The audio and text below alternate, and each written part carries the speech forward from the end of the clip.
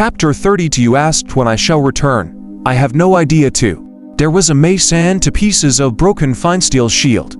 However, Xu Qing's target was the bigger piece of the broken shield. His figure instantly got close, and he grabbed the heavy fine steel shield. After that, with his small and skinny body covered by the shield, he charged out instantly, heading straight for Firecrow, who was behind the black blood ball. A moment later, an explosive sound echoed out as Firecrow's blood ball came into contact with Xu Qing, smashing onto the shield before transforming into endless jets of black blood that shot out. That fine steel shield also couldn't withstand the attack, instantly fragmenting. However, it still withstood most of the impact. This caused Xu Qing, who was behind the shield, to not suffer from a lethal attack despite being hit by some of the black blood. At this moment, he clenched his teeth tightly and didn't slow down, showing no hesitation at all as he sped forth like an arrow, closing onto Firecrow's gaze revealed a look of mockery, and he didn't plan on dodging at all. As he performed a set of mudras with both hands, the scattered black blood behind Xu Qing quickly rose from the ground into the air.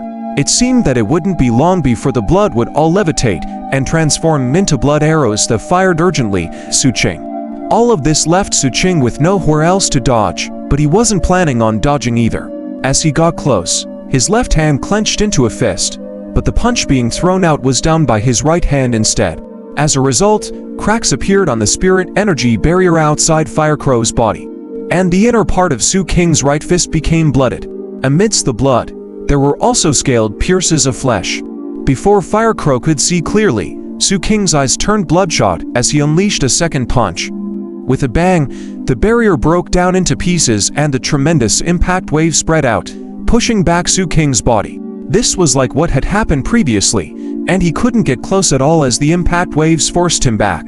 The mockery in Firecrow's eyes grew. However, at this moment, Xu Qing's body seemed to gain additional strength from nowhere. Amidst the impact from the shattering barrier, Xu Qing wasn't pushed back as he was previously. He charged out fiercely and withstood the pressure, stretching out his right hand. As he fiercely grabbed at the bloody part of Firecrow's chest, where the iron stick had pierced through previously. However, it was like the additional strength only allowed him to have enough energy to make this grab. Although he tore open Firecrow's injury, he was unable to deal a lethal blow and could only choose to retreat rapidly at this moment. Firecrow's countenance changed and he stumbled backward. After he discovered that Xu Qing's grab wasn't too much of a threat to him, he let out a sinister laugh and wanted to cast a spell to shoot the black blood. However, at the next instant, his countenance changed once again, and he lowered his head abruptly. At the bloody part, where his chest was, there were some shards of broken fangs, as well as mushy flesh with scales on them.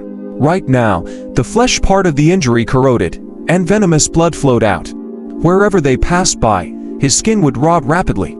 Unbearable pain gushed forth intensely at this moment, causing Firecrow to let out an agonizing cry. A look of unprecedented terror appeared on his face. He then retreated unceasingly and saw Xu Qing crouching in the far distance. The latter opened up his right paw and threw out some broken pieces of flesh and crushed fangs that looked similar to the one on him. If one pieced these broken pieces of flesh and crushed fangs together, they'd form the shape of a snake head. It was the venomous snake head Xu Qing had used to deal with the corpses. Moreover, his left hand was shivering slightly and slowly opening up. As the shattered amber pieces fell, it revealed the ghost-faced scorpion's tail that pierced deeply into his palm. The former let his palm contain intense venom, while the latter caused him to have the additional strength to attack despite facing the barrier's impact. Firecrow trembled, unable to say a word amidst his howls, let alone cast a spell. His gaze revealed intense dread in the face of death, and he struggled to wipe off the venomous blood on him. However, a tremendous amount of venomous blood gushed out, causing his stamina and vitality to seep rapidly.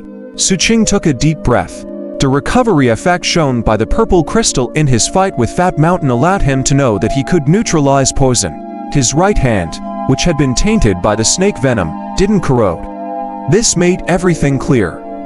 This was the killing blow he had prepared for use against Firecrow.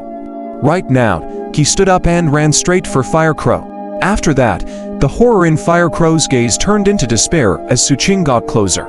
He struggled and retreated as he wailed in agony. "Captain, save me.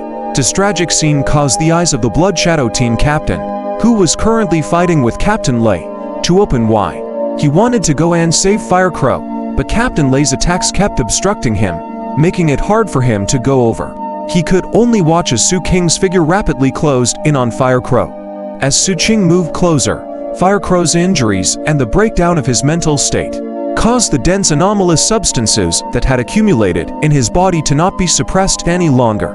Before Xu Qing completely got close, Firecrow's body stiffened up fiercely amidst his despair. After that, anomalous substances spread out in his entire body and within. Some people left behind greenish-black corpses when they mutated, while others exploded into blood mist. Xu Qing halted his steps and looked at the spot where Firecrow had turned into blood mist. After that, he turned and looked coldly at the Blood Shadow Team captain. The sun was setting, but the dusk in the sky was different compared to the past. The dark night didn't come, but instead, the sky had a strange red glow covering it. Under this redness, Xu Qing's figure was also dyed red. He stood there, covered in wounds, and his cold and sharp gaze emitted an indescribable pressure. This pressure caused the mentality of the Blood Shadow Team captain, whose cultivation surpassed his, to tremble intensely. Firecrow's death was too tragic, and this dealt an extremely great blow to the Blood Shadow Team captain's inner heart.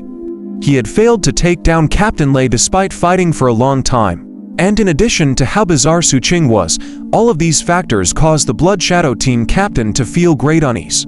At this moment, his gaze flickered, and the instant when Xu Qing glanced over, he blasted back Captain Lei with a punch and rapidly retreated with no hesitation.